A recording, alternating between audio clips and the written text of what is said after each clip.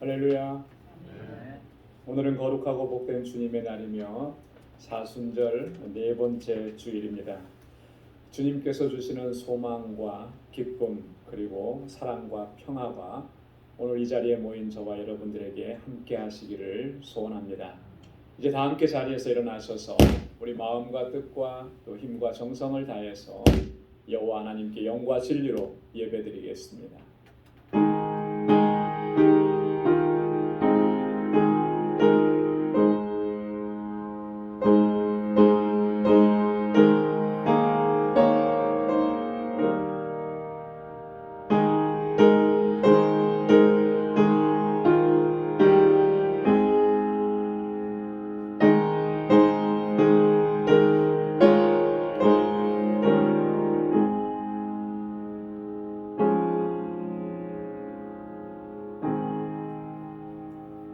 여호와께서 그 보좌를 하늘에 세우시고 그 정권으로 만유를 통치하시도다.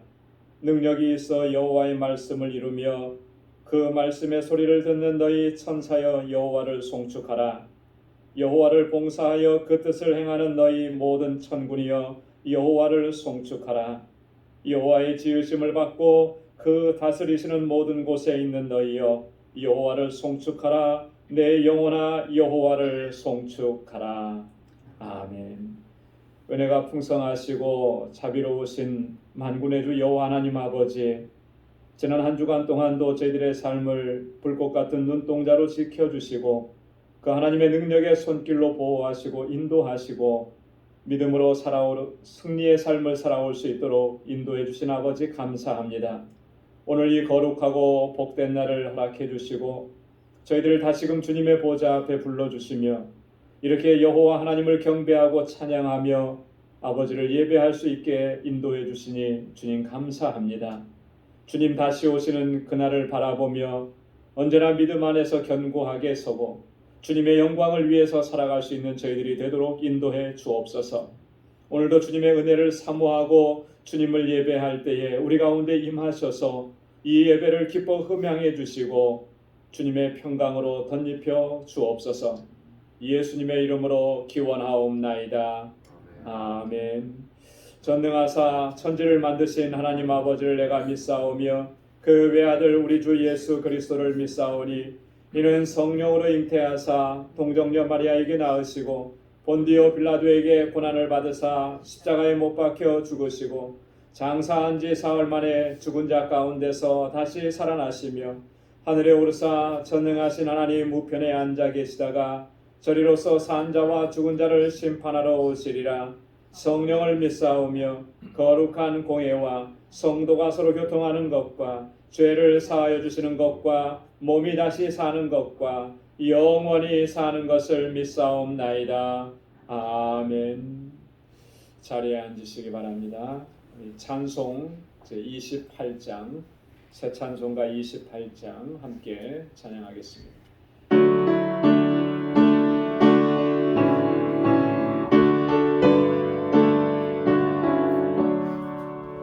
복의 근원 강림하사 찬송하게 하소서.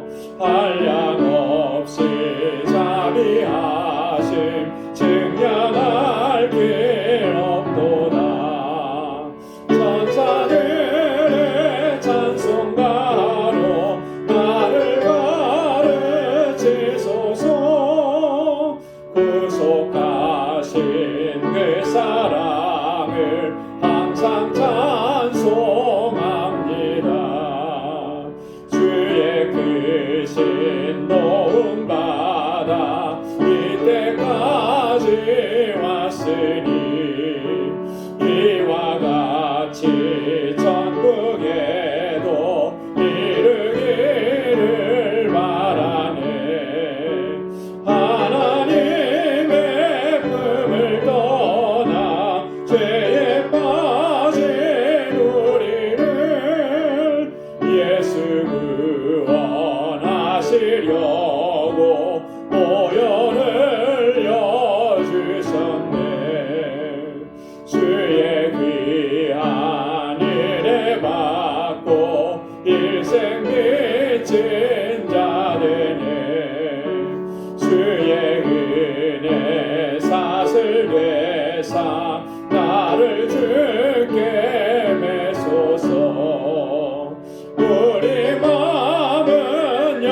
나가여 범죄하기 쉬우니 하나님이 받으시고 전국인을 치소서.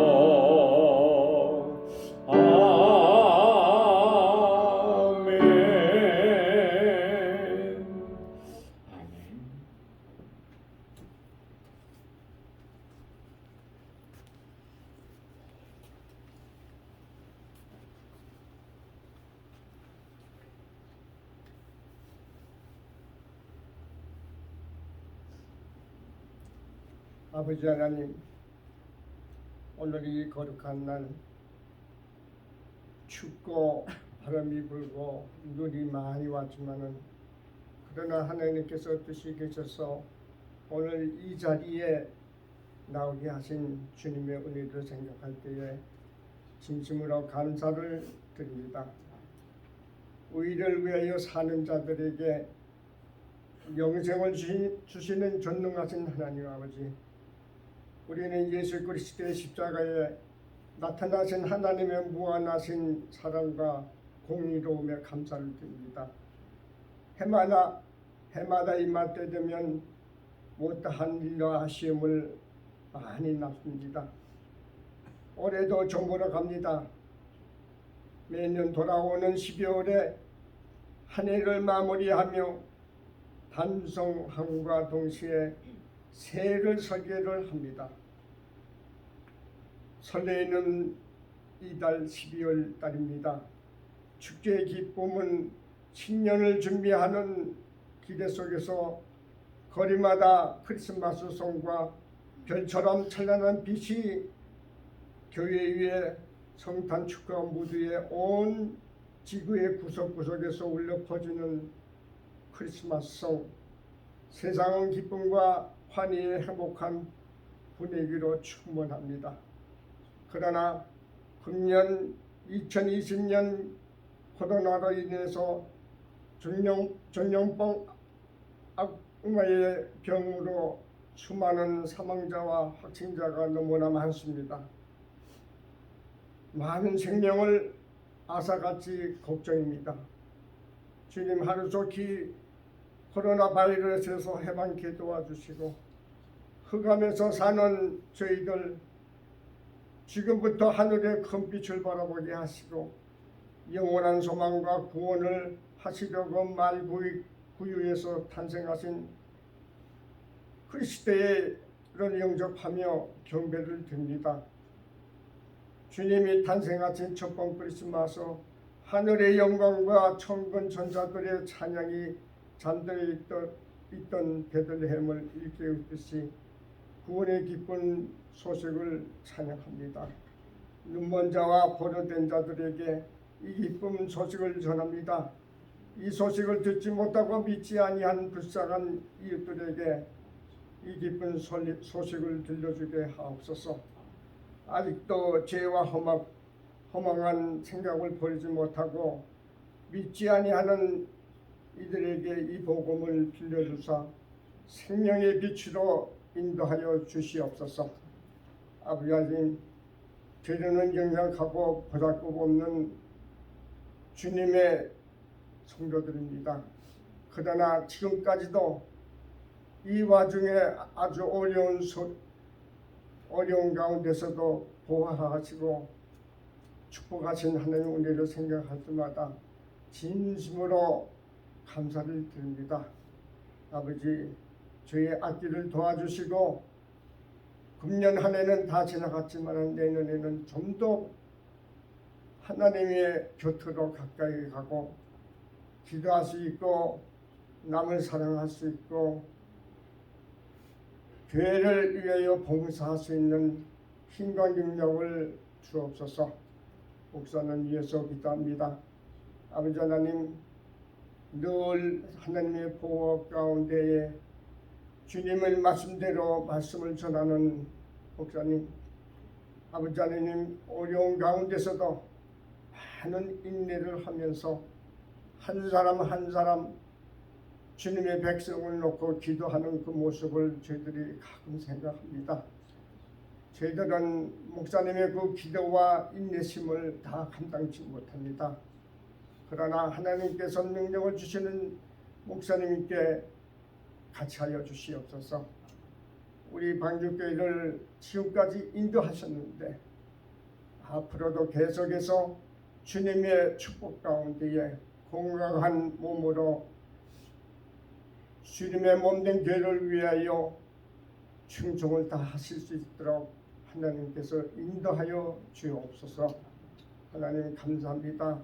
오늘 이 예배가 하나님의 귀한 예배가 되게 되어 주시고 저희들은 축복의 시간으로 함께하여 주시옵소서. 모든 것 감사하고 예수님 이름 받들고 기도합니다.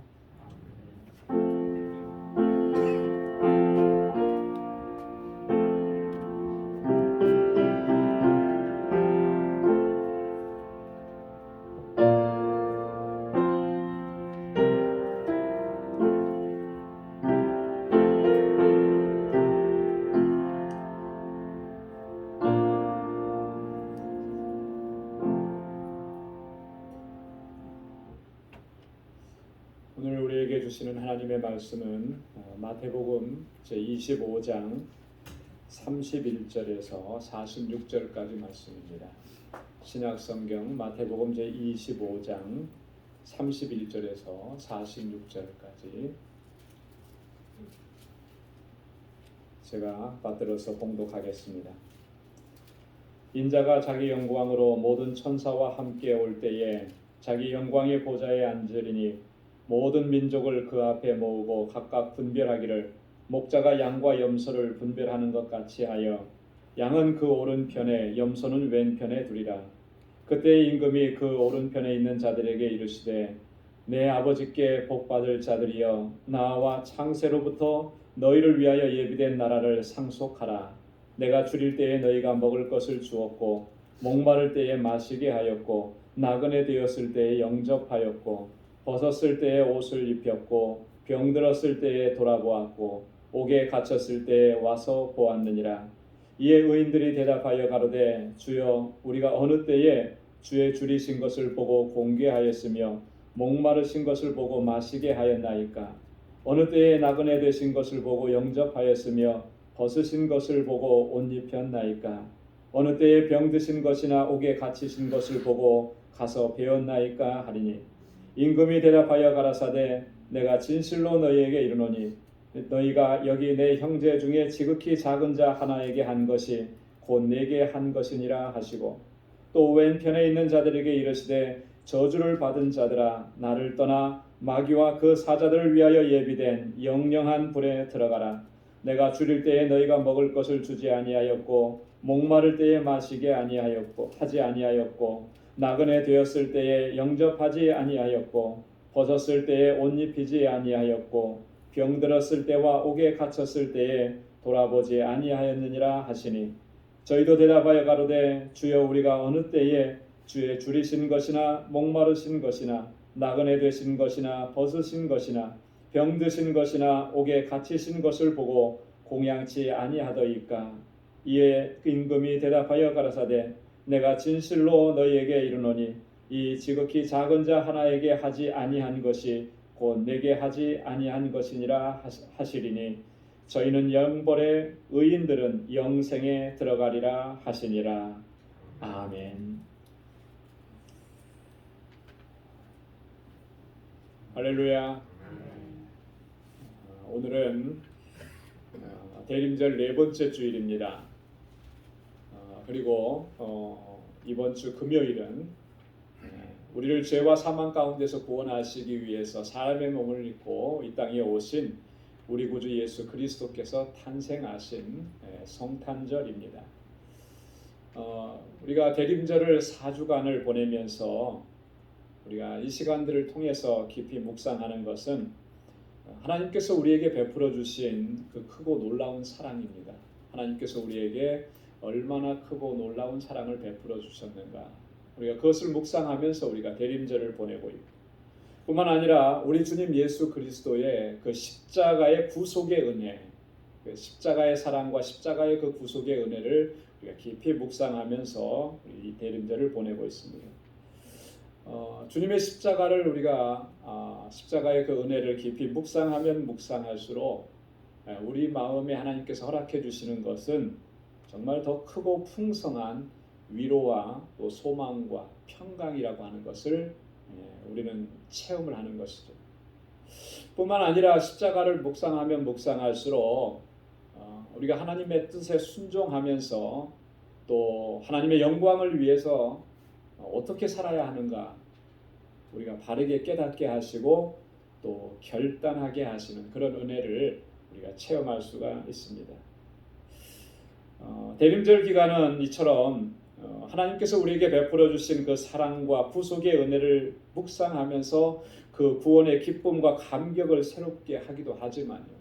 또 하나 더 묵상해야 될 것이 있고 준비해야 될 것이 있습니다. 그건 뭐냐면 이제 다시 오시는 주님을 우리가 영광 가운데서 맞이할 수 있기 위해서 우리가 어떻게 해야 하느냐, 어떻게 살아야 하느냐, 이 부분을 우리가 묵상해야 한다는 것이죠. 그것을 우리가 잘 준비하지 않으면 주님께서 다시 오셨을 때 우리의 형편이 어떨 것인가, 어리석은 다섯 처녀처럼 문 밖에 쫓겨나서 거기서 슬피 울며 후회하게 될 수밖에 없을 것이다 라고 하는 것이죠.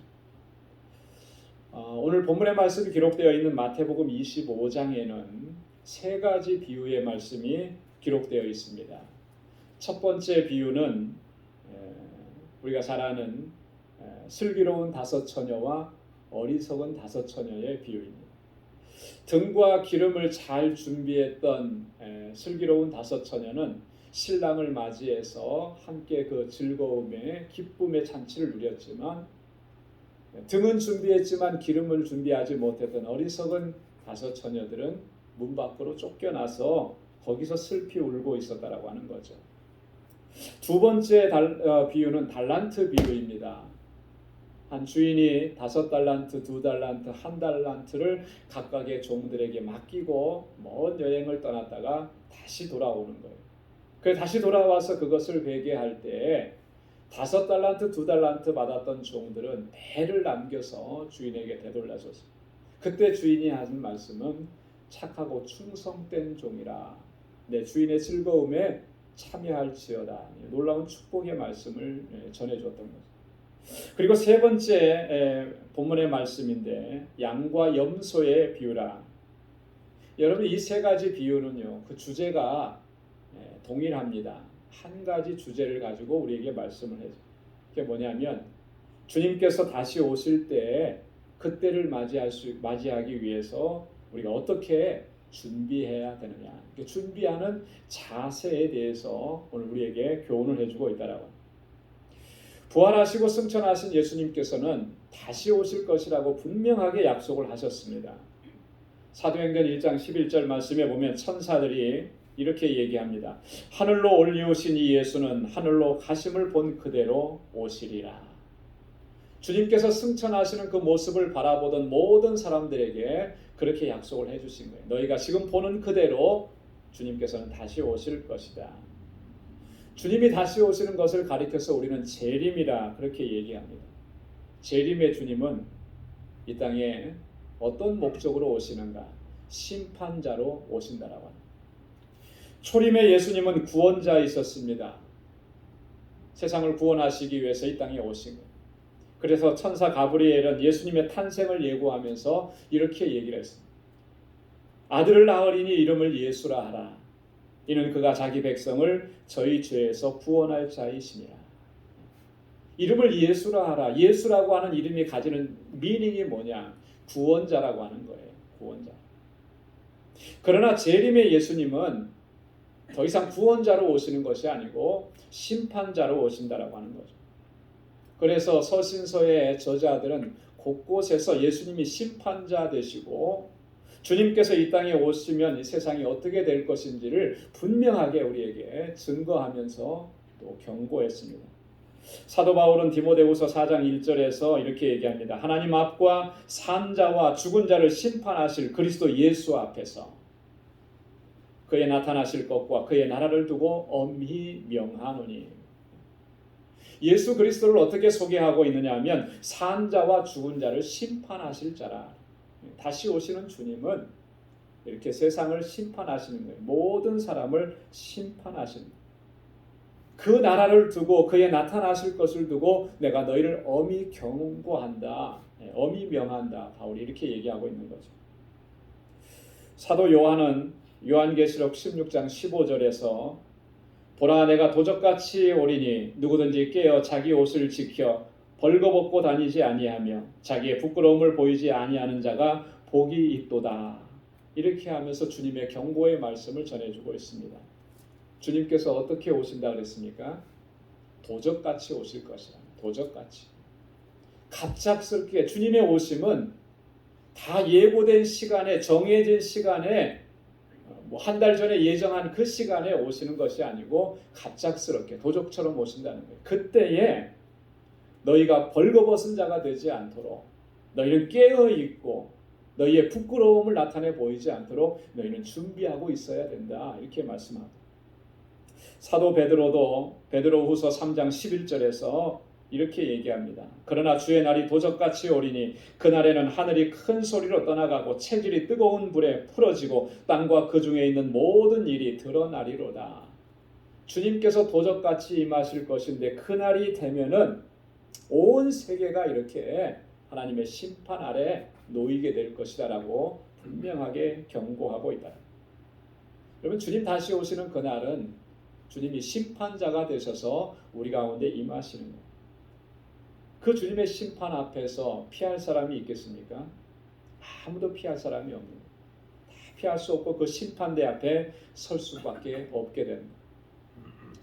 오늘 함께 봉독한 본문의 말씀 양과 염소의 비유 우리가 그렇게 부르는데 오늘 이 본문의 말씀에 보면 예수님께서 다시 오셔서 심판하신다. 세상을 심판하시고 모든 사람을 심판하신다라고 하는 그 말씀을 분명하게 우리에게 증거해요. 어떻게 심판하시는지를 우리에게 말씀을 해주고 있다라고 하는 것입니다. 본문 말씀에 보면 예수님께서는 모든 천사와 함께 이 땅에 다시 오셔서 영광의 보좌에 앉으신다 그랬습니다. 그리고 모든 민족을 다 그에게로 모으실 것이다. 모으셔서 어떻게 하시느냐? 목자가 양과 염소를 분별하듯이 그렇게 구분하신다라고 합니다. 그래서 양은 주님의 오른편에 염소는 주님의 왼편에 두실 것이다. 여러분 이 그림은요 예수님 당시에 그 팔레스틴에 있는 목자들이 하는 그 모습을 그대로 보여주는 거예요. 팔레스틴의 목자들은 그렇게 한다고 합니다. 낮에는 양과 염소를 섞어서 들판에 풀어서 방목을 한다는 거예요. 자, 그런데 이제 저녁이 되면 다 축사로 다 들어오게 되는데 그때는 양은 양대로 염소는 염소대로 분리시켜서 밤을 지새우고 밤을 재우게 한다는 거예요. 잠잘 때 같이 재워놓으면 양들이 견딜 수가 없게 된다는 거죠. 그래서 분리시켜서 그렇게 놓는다는 거예요. 그 그림을 우리에게 보여주시면서 주님께서 심판하실 때가 되면 양들은 주님의 오른편에 염소는 주님의 왼편에 두실 것이라고. 그리고는 각각의 사람들에게 동일한 상황을 기준으로 해서 정반대의 말씀을 선포하고 계신다라고 합니다. 오른편에 있는 자들에게는 뭐라고 말씀하셨습니까? 이렇게 말씀하십니다. 내 아버지께 복받을 자들이여 나와 창세로부터 너희를 위하여 예비된 나라를 상속하라. 여러분 얼마나 정말 복되고 감격스러운 말씀입니까? 내 아버지께 복받을 자들이여 하나님께 복받을 자들이라는 거예요. 너희의 나라가 창세로부터 예비되었는데 이제는 그 나라를 상속하라. 그 나라를 받아라. 이렇게 말씀을 해주시는 거예요. 누구에게? 오른편에 있는 자들에게. 그러나 왼편에 있는 자들에게는 이렇게 말씀합니다. 저주를 받은 자들아 나를 떠나 마귀와 그 사자들을 위하여 예비된 영영한 불에 들어가라. 얼마나 끔찍하고 얼마나 저주스러운 말씀이에요. 저주를 받은 자들이라 그랬어요. 나를 떠나가라 그랬습니다. 더 이상 나와 함께 할 수 없다라고. 마귀들과 그 사자들을 위해서 예비된 영영한 불에 들어가라. 무슨 말씀입니까? 너희는 지옥불에 떨어지게 된다. 그걸로 가라라고 하는 거예요. 얼마나 끔찍한 말씀입니까? 오늘 우리가 이 시간에 주목하고자 하는 것은 이거예요. 예수님께서 어떠한 상황과 기준을 가지시고 이렇게 말씀하셨는가라고 하는 거예요. 어떤 기준을 가지시고 오른편에 있는 자들에게는 복을 선포하셨고 왼편에 있는 자들에게는 저주를 선포하시는가라고 하는 거예요. 그런데 사실 예수님께서 보여주신 이 기준을 우리가 보면 조금 의아한 생각이 들어요. 그죠? 왜냐하면 그게 그렇게 정말 중요한 건가? 사람의 인생을, 영원한 인생을 그렇게 갈라놓을 만큼 그렇게 중요한 요소인가라고 하는 생각이 든다라고 하는 것이죠. 자, 예수님께서 뭐라고 말씀하셨습니까? 오른편에 있는 자들에게는 이렇게 말씀을 하셨습니다. 우리 35절과 36절 말씀 우리 한번 같이 한 목소리로 봉독해 보도록 하겠습니다. 다 같이요. 시작. 내가 줄일 때에 너희가 먹을 것을 주었고 목마를 때에 마시게 하였고 나그네 되었을 때에 영접하였고 벗었을 때에 옷을 입혔고 병들었을 때에 돌아보았고 옥에 갇혔을 때에 와서 보았느니라. 아멘. 예수님께서 지금 하신 이 말씀이 기준인데, 자, 이 말씀대로 했다고 해서 그 사람은 어디예요? 복을 받을 자들이다. 그죠? 하나님의 나라를 상속하리라. 근데 뒤에 나오는 왼편에 있는 사람들은 그대로 하지 않았다고 너희는 영영한 불에 들어가리라. 좀 너무 과하다는 그런 생각이 들기도 한다라고 하는 것이죠. 자, 오른편에 있는 자들이 주님의 이 말씀을 듣고 놀랐습니다. 왜냐하면 자기들은 예수님께 그렇게 한 적이 없거든요. 예수님을 직접 만나본 적도 없거든요. 대면한 적도 없습니다. 그리고 예수님이 그런 모습으로 자기에게 찾아오신 적도 없어요. 우리가 언제 예수님께 그렇게 했습니까? 그렇게 한 적이 없습니다. 단호하게 얘기해요. 자, 그때 주님께서 뭐라고 말씀하시냐면 이렇게 40절에 보면 내가 진실로 너희에게 이르노니 너희가 여기 내 형제 중에 지극히 작은 자 하나에게 한 것이 곧 내게 한 것이니라. 너희와 함께 있는 너희 형제 중에 지극히 작은 자에게 한 것이, 여기서 지극히 작은 자라고 하는 것은 앞에서 주님이 말씀하셨던 그런 거예요. 목마른 자, 줄인 자, 나그네 된 자, 헐벗은 자, 병든 자, 옥에 갇힌 자를 가리키는 겁니다. 이 사람들에게 한 것이 곧 나에게 한 것이라 주님이 이렇게 말씀하셨어요. 굉장한 말씀을 하시는 겁니다. 왼편에 있는 자들에게는 반대로 말씀을 하셨습니다. 정반대로 말씀. 우리 42절과 43절 말씀을 다시 한번 또 같이 읽어보도록 하겠습니다. 42절 43절 다 같이요. 시작. 내가 줄일 때에 너희가 먹을 것을 주지 아니하였고 목마를 때에 마시게 하지 아니하였고 나그네 되었을 때에 영접하지 아니하였고 벗었을 때에 옷 입히지 아니하였고 병들었을 때와 옥에 갇혔을 때에 돌아보지 아니하였느니라. 내가 병들었을 때, 내가 옥에 갇혔을 때 너희는 나를 돌아보지 않았다. 자, 이 왼편에 있는 사람들도 예수님께서 이렇게 말씀하시니까 놀라지 않을 수가 없는 거죠. 극구 부인하는 겁니다. 언제 주님께서 그런 일이 있었습니까? 언제 주님께서 그런 모습으로 우리에게 나타나신 적이 있습니까? 그들이 실제로 주님과 함께 있었던 적이 없었기 때문에 아마 그런 어떤 반문은 지극히 당연한 것일 거예요. 그때 주님께서 뭐라고 말씀하시냐면 45절에 이렇게 똑같이 말씀합니다. 내가 진실로 너에게 이르노니 이 지극히 작은 자 하나에게 하지 아니한 것이 곧 내게 하지 아니한 것이다.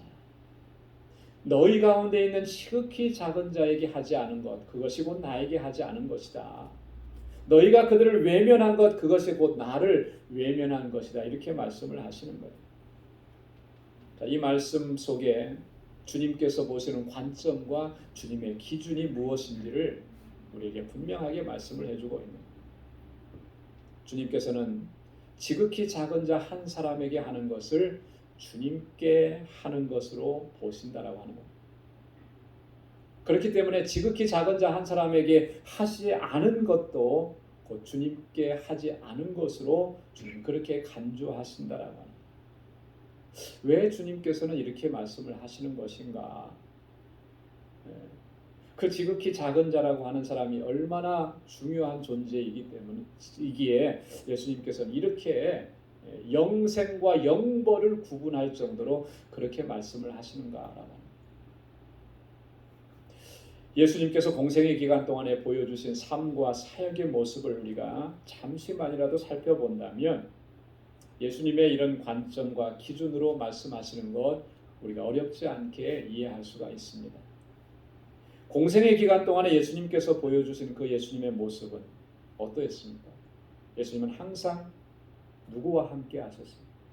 병든 자와 소외된 자, 멸시와 천대를 받는 사람들, 그 사람들과 함께 하셨습니다. 그들의 친구가 되어 주셨고, 그들의 참된 위로자가 되어 주셨고, 그들의 상한 몸과 그들의 상한 마음을 치유해 주셨고, 그래서 그들에게 영원한 소망을 주셨다라고 합니다. 그래서 어떤 사람들은 예수님을 가리켜서 세리와 죄인들의 친구라고 부르면서 비아냥거리기까지 했었다라고 하는 거예요. 오늘 말씀에서도 보면 예수님께서는 굶주리고 목마르고 소외되고 병들고 옥에 갇힌 사람들과 예수님 자신을 동일시하고 있는 것을 우리가 발견할 수가 있습니다. 그렇기 때문에 그 사람들에게 하는 것이 곧 예수님께 한 것이라고 그렇게 말씀하고 있다라고 하는 것이죠. 여러분, 이 말씀이 의미하는 것이 무엇이겠습니까? 정말로 그런 사람들이 예수님이라고 하는 것을 이야기하는 것이겠습니까? 그런 건 아닐 거예요. 일부의 신학자들은 그렇게 생각하는 사람들이 종종 있더라고요. 그래서 그 사람이 바로 예수. 그래서 이런 말도 씁니다. 노동자 예수. 그래서 가장 힘들고 고통스럽게 일하는 사람, 그 한 사람 한 사람이 예수다. 작은 예수, 거지 예수, 노숙자 예수, 이런 표현들을 많이 써요. 실제로 시카고에 가면 노숙자 예수라고 하는 그 동상이 있어요. 여러분 그 그림 사진을 보신 적이 있는지 모르겠는데 저는 이렇게 사진으로도 봤고 한국에 지난번에 나갔더니 그 서울역 주변에 있는 그 성당 이름은 잘 모르겠어요. 그 성당이 있는 공원 안에 그 노숙자 예수의 그 상이 이렇게 있더라고요. 벤치에 노숙자가 누워 있는 모습을 이 청동 주조 형식으로 이렇게 만들어 놓은 거예요. 그리고 거기에 보면은 Jesus the Homeless 이렇게 이름이 붙여져. 시카고에 사는 티모시 슈발츠라고 하는 사람이 이 동상을 제작을 했다고 합니다. 어디에서 영감을 받고 했냐면 바로 오늘 본문에 있는 말씀을 통해서 영감을 받고. 홈리스 예수. 무엇을 얘기하려고는 하는지는 분명히 알겠는데 그 사람들이 예수고 그 사람들이 그리스도라고 하는 말은 아닐 거라고 하는 거예요. 그럼 뭘 의미하는 거겠습니까? 예수님께서 그러셨던 것처럼 우리도 그렇게 해야 한다라고 하는 그런 말씀이에요. 예수님께서 함께 하셨던 그 사람들과 우리도 함께 해야 한다라고 하는 그런 말씀. 예수님의 마음을 품고 예수님께서 행하셨던 것처럼 우리도 그렇게 해야 한다라고 하는 것이죠. 주님께서 보시는 것이 바로 그 부분이에요. 우리가 진정으로 거듭난 그리스도인이고 하나님의 자녀고 하나님의 백성들이라면 항상 우리의 마음에는 그 예수의 마음을 품고 살아가기를 힘써야 한다라고 하는 것입니다. 사도 바울은 빌립보서 2장에서 너희 안에 이 마음을 품으라고 그리스도 예수의 마음이니 예수의 마음을 품으라고 그렇게 말씀을 하십니다. 그 예수의 마음이 뭐냐라고 하는 거예요. 특별히 오늘 본문의 말씀에서 그 예수의 마음은 긍휼과 자비의 마음이라고 하는 겁니다. 불쌍히 여기는 마음이라고 하는 거예요. 그리고 자신의 전부를 다 내어주는 사랑의 마음이라고 하는 거예요. 그 마음을 품고 행해야. 여러분 그 마음이 있다면 주님의 마음이 있다면 우리의 눈길과 우리의 발걸음은 어디로 향하겠습니까? 성공을 향해서 향하는 것이 결코 아니에요. 나에게 유익이 되는 사람을 쫓아가는 그런 발걸음이 아니에요. 내가 이만큼의 도움을 주면 저 사람은 나에게 큰 도움을 줄 것이다. 그렇게 기대하면서 그곳을 향해서 쫓아가는 마음은 아닐 거라는 거예요. 예수님께서는 이 땅에 오셔서 가장 낮고 가장 천한 사람들 바로 우리들 곁으로 오셔서 하나님의 사랑을 전해주셨고 구원의 소망을 우리에게 베풀어 주셨고 우리의 상한 마음을 치료해 주셨어요. 그래서 예수님은 항상 함께 하셨던 사람들이 그런 사람들이었고 예수님 주변에는 그런 사람들로 가득 차 있었어요. 그 사람들은 당시 유대인들이 멸시하고 천대하고 저주하고 증오하는 그런 사람들이었습니다. 그렇기 때문에 예수님을 가리켜서 세리와 죄인의 친구로다 그렇게 비아냥거리면서 얘기를 했던 거죠. 세상에 그런 비아냥이라고 하는 것은 예수님을 어떻게 할 수가 없었습니다. 예수님께서 이 땅에 오신 목적이 바로 그것이었기 때문에. 오늘 예수님께서 지극히 작은 자 하나에게 한 것이 곧 내게 한 것이니라 이렇게 권고하시는 말씀. 또한 지극히 작은 자 하나에게 하지 아니한 것이 곧 내게 하지 아니한 것이니라 경고하신 이 말씀. 우리는 항상 기억하고 우리 마음속에 깊이 새겨야 합니다. 그리고 우리들의 삶 속에서 예수님께서 행하셨던 그 모습이 재현될 수 있도록 그렇게 힘써야 하는 것이죠. 주님께서 우리에게 기대하시고 우리에게 원하시는 삶의 모습이 바로 이런 모습이라고 하는 거예요. 예수님께서 제자들에게 이렇게 말씀하신 적이 있습니다. 마태복음 10장 42절에 보면 또 누구든지 제자의 이름으로 이 소자 중 하나에게 맹수 한 그릇이라도 주는 자는 내가 진실로 너희에게 이르노니 그 사람이 결탄코 상을 잃지 아니하리라. 이 소자에게 맹수 한 그릇이라도 주는 사람, 목말라 하는 사람에게 물 한 컵이라도 대접하는 사람, 그 사람은 상을 잃지 않을 것이다. 사랑하는 성도 여러분, 오늘 우리는 대림절 네 번째 주일을 지키고 또 성탄절을 며칠 앞두고 있는 이 상황 속에 있습니다. 이런 상황 속에서 정말 우리의 심령의 상태 그리고 우리의 삶의 모습을 다시 한번 오늘 말씀에 비추어서 진지하게 돌아볼 수 있기를 소망합니다.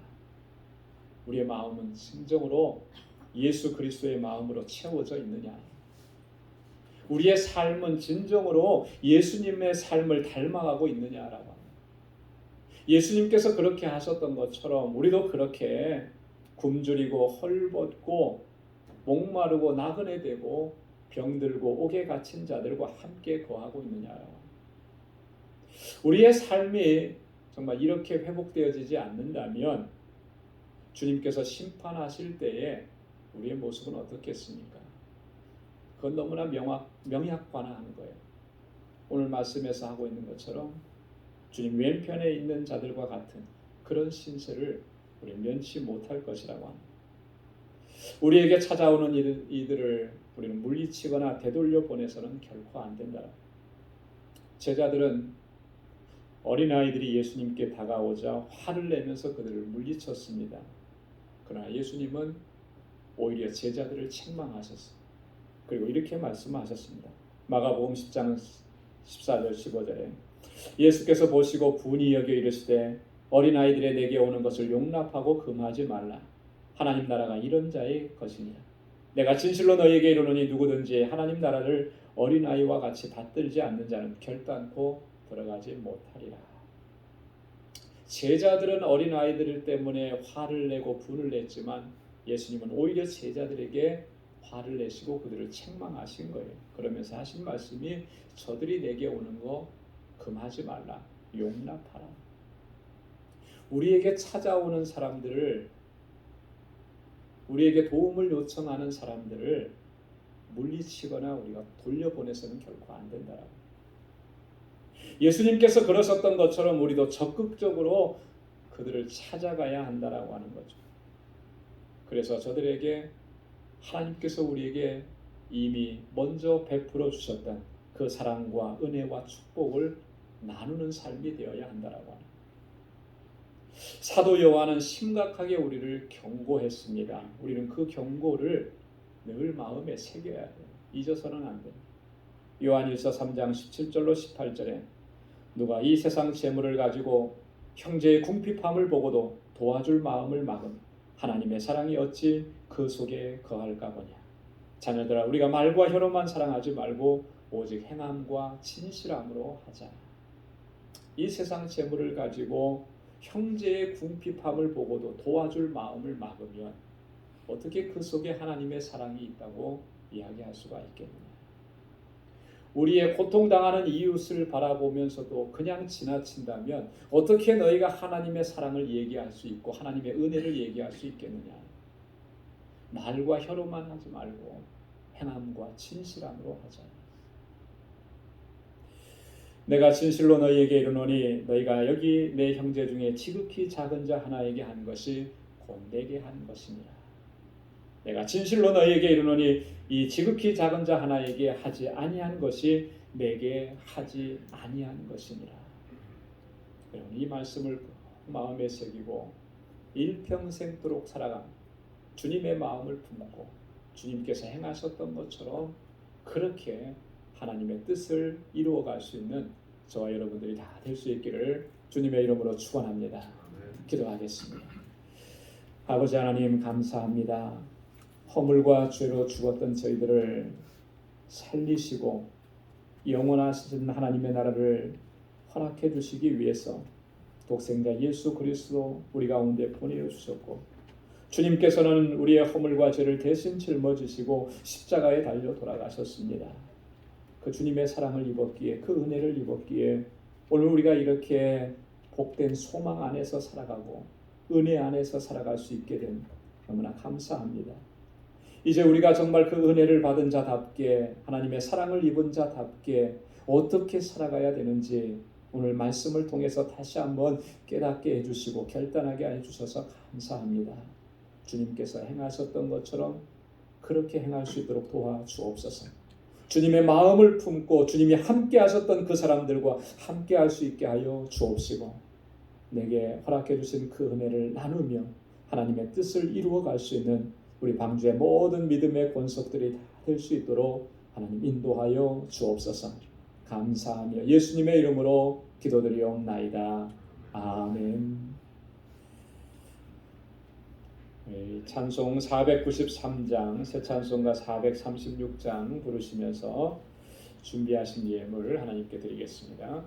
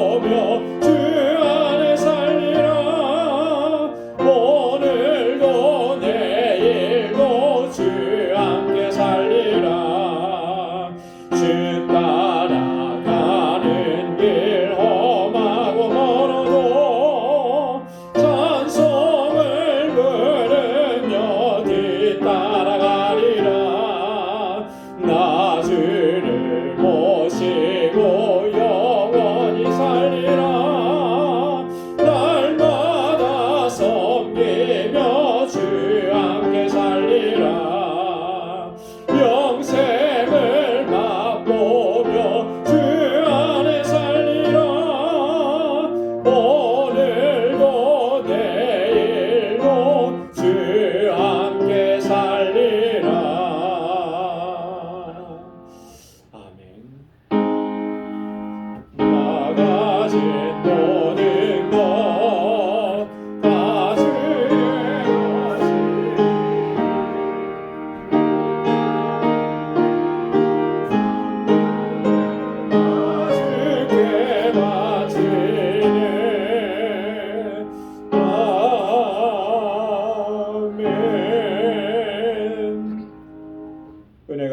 풍성하시고 자비로우신 아버지, 참으로 고맙고 감사합니다.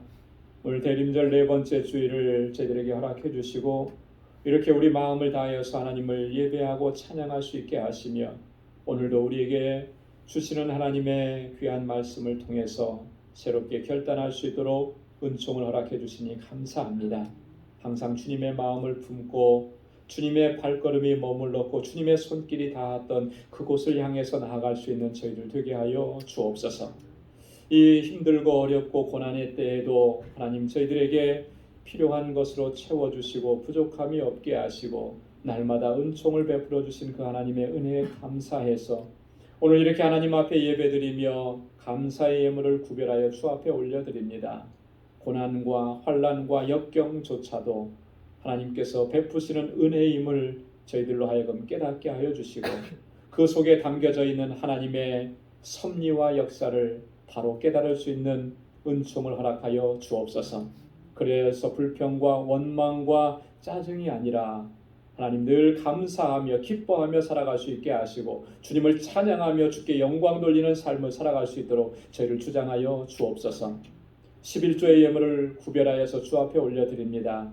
하나님이 나의 주인이신 거 우리가 단 한순간도 잊지 않게 도와주시고 오직 주님의 영광을 위해서 살아가고 주님의 뜻을 위해서 살아갈 수 있는 저희들이 다 되도록 주님 붙잡아 주옵소서. 선교의 예물과 구제의 예물, 건축 예물을 구별하여서 주님 앞에 올려드립니다. 하나님 이 예물이 쓰여지는 곳에 주님의 말씀, 생명의 말씀이 정말 풍성하게 증거되어질 수 있도록 도와주시고 주님의 몸된 교회가 아름답게 세워져 갈 수 있게 하시고 우리의 고통당하는 이웃들이 정말 주님의 사랑을 덧입고 회복되어지는 역사가 있도록 인도하여 주옵소서. 오 하나님 아버지, 우리 방주의 모든 믿음의 권속들을 눈동자와 같이 지키시며 주님의 권능의 팔로 붙들어 주시고 주님의 그 넓으신 품에 안아 주옵소서. 여전히 힘들고 여전히 어렵고 정말 여전히 고통스러운 상황이지만 하나님 이 고통 때문에 우리가 낙심하지 않게 하시고 오히려 이 풍랑으로 인해서 더 빨리 주님께로 가까이 나아가는 저희들이 다 되게 하여 주시고 날마다 이 삶 속에서 하나님의 역사하시는 것을 경험하고 체험하는 복된 삶이 되도록 도와주옵소서. 우리 사랑하는 성도들 또 한 주간 세상의 삶을 향하여 다시 나아갑니다. 그 발걸음을 지켜주시고 믿음으로 승리케 하시고 하나님의 기쁨이 되는 복된 삶을 살아가는 귀한 주의 종들이 다 되게 하여 주옵소서. 모든 것 감사하고 예수님의 이름으로 봉헌 기도드리옵나이다. 아멘. 우리 전후좌우에 계신 분들과 함께 인사 나누시기 바랍니다. 손도 흔들어 주시고요. 샬롬 주님의 평강이 함께하길 바랍니다. 다들 건강하셨죠? 예. 오늘 이렇게 밝은 모습으로 또 건강한 모습으로 뵙게 돼서 너무너무 감사하고요. 하나님의 은혜와 주님의 평강이 여러분들의 삶 속에 늘 가득히 넘쳐나기를 바랍니다. 아멘. 오늘 대림절 네 번째 주일입니다. 그리고 이제 돌아오는 금요일은 또 성탄절입니다.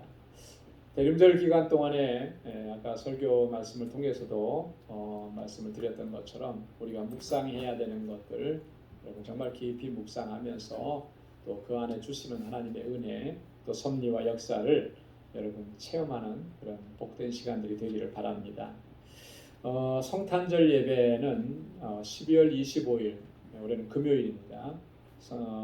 오전 11시 15분에 성탄절 예배 드립니다.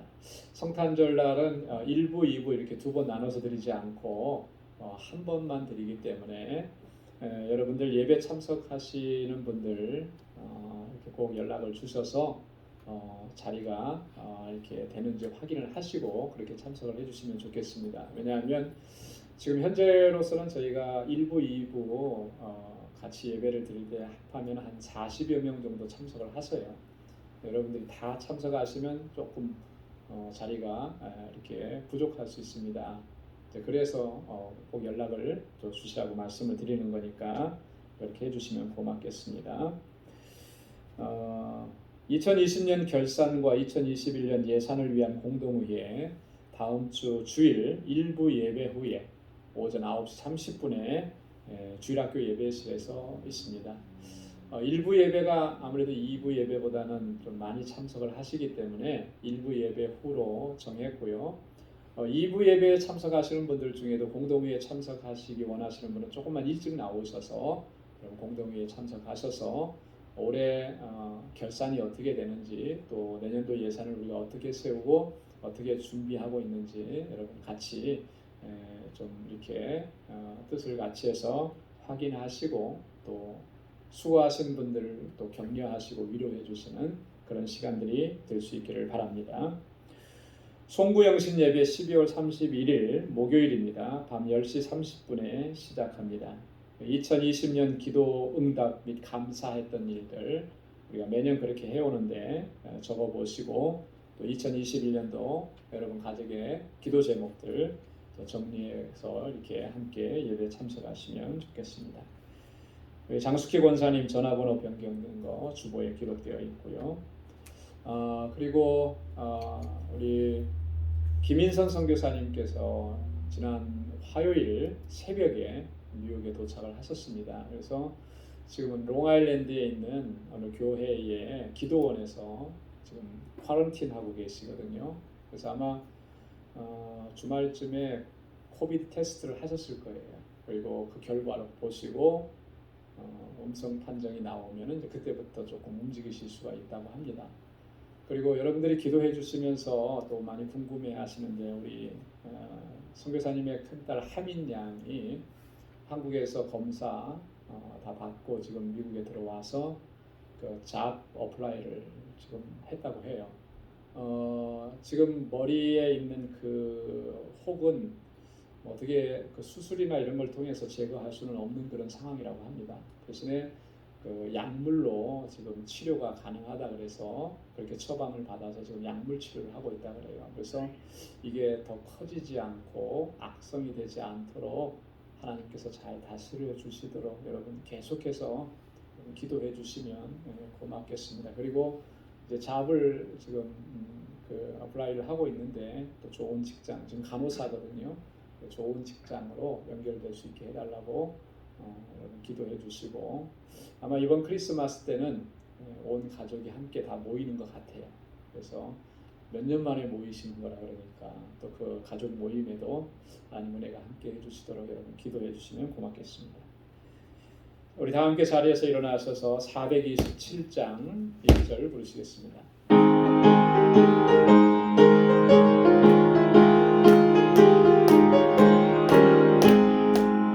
내가 매일 기쁘게 술의 얘기를 행하면 주의 팔이 나를 안보하며 내가 주의 큰 복을 받는 참된 비결은 주의 영이 함께함이라. 성령이 계시네 할렐루야 함께하시네. 좁은 길 걸으며 만나 기뻐하는 것 주의 영이 함께함이라. 아멘.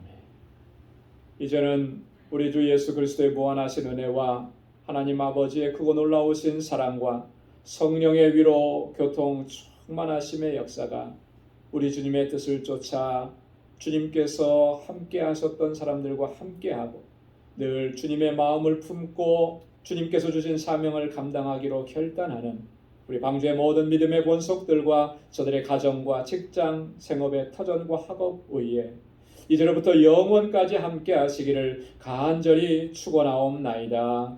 아멘.